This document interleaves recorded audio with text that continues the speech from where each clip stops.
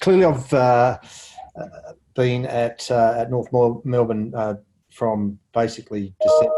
So I'm new, but I can tell you the couple of months that we were able to go into the office, the first thing that was so evident to me was shin boner is real.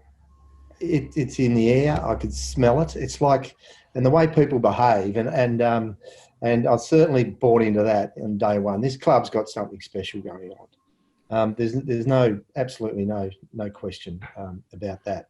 The other thing that really surprised me, non-footy related, Huddle, what we do in the community arm, it's. I mean, I've never seen anything like it, and the benefit to our players and how it grounds them and the education it gets and what we actually do out there. So just a couple of non-sort of footy related things to start with. And this new list management team, as upsetting it was that we lost a couple of great members in Trent and Ben through COVID, as did many clubs. So a shout out to them. But in this space, we have the most fun. I mean, we're just the spirit and morale through the roof.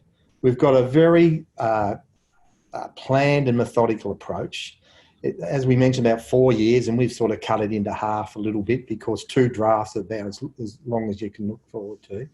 So every small decision fits the big decision, and it just makes work exciting. And the other thing is, when you decide to affect change, it's get up and go, and we understand that. And some of the stuff we've done already that just gets smashed is, and we're thinking we're laying an unbelievable foundation here. I mean, we had the most 26 to 29 players in the comp, and some great people, don't get me wrong.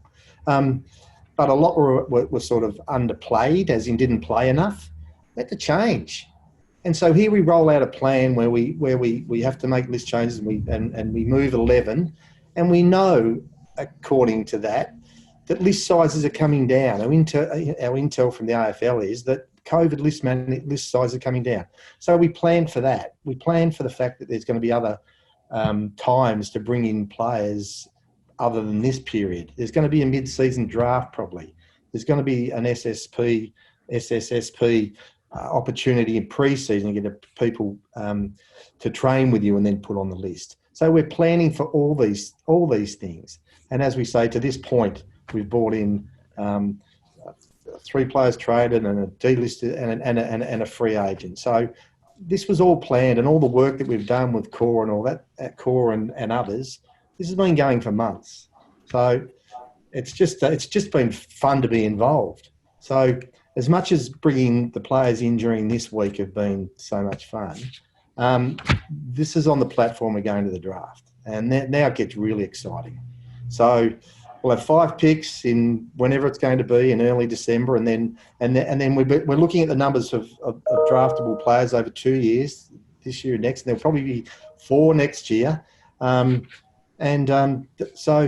yeah, it's so set out. We're so excited, and that's part of. Someone said what should be a KPI for North Melbourne, which is not for me to work out player wise, but I just want at some stage next year, media and supporters go, gee, North Melbourne's exciting.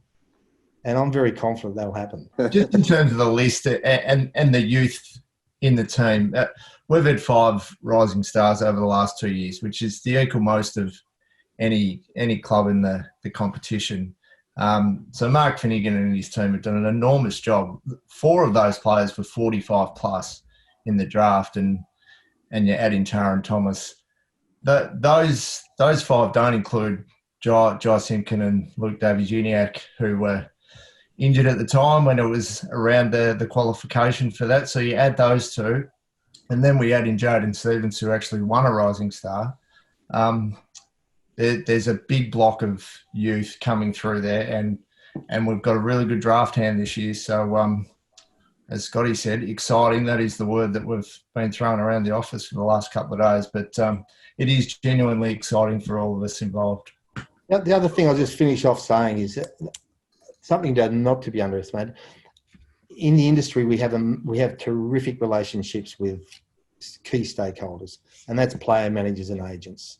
We've rolled out our demographic, Glenn, Luffy and Brady, in regards to our plan and where it's going. We're getting buy-in like you wouldn't believe. That's really important.